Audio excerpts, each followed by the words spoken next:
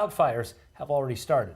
The biggest concern now is the western half of the state. Firefighters now have a new piece of flying firefighter equipment adapted just for our region. King 5's aviation specialist Glenn Farley outside tonight looking at what it will do. Glenn. So Lori and Mark, I'm not far from I-5, and you know when you drive up and down the interstate during the summer, you see a lot of places where fires have started.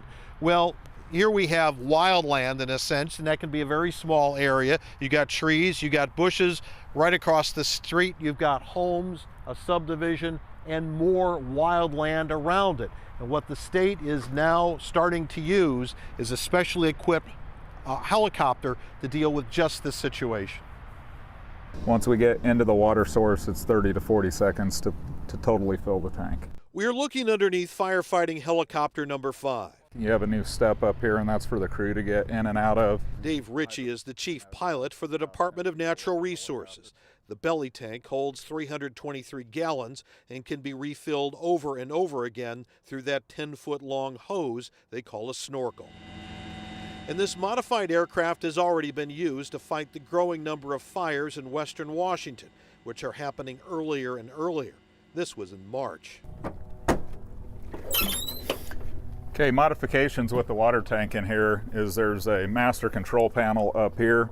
The water releases through the doors, the door switch. They control the drafting of water with the pump switch. And then for emergencies, they can hit a jettison switch on the back. This is how helicopters usually drop water on fires, from buckets hung from long cables. They do that in order to dip down into ponds and other water sources through trees. But in a more urban setting, that hanging bucket and cable is considered a hazard.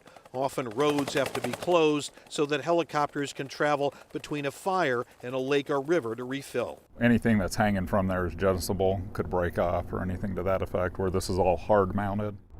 As western Washington suburbs are pushing further and further out into areas of grass, brush, and trees, the climate is changing and the fire risk is increasing. This map released just this week from the National Interagency Fire Center shows western Washington and northwest Oregon in red, and this is just the map for May.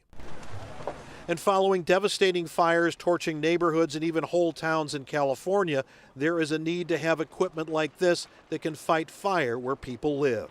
CAL FIRE pretty much exclusively flies belly tanks, just because they have so much interface.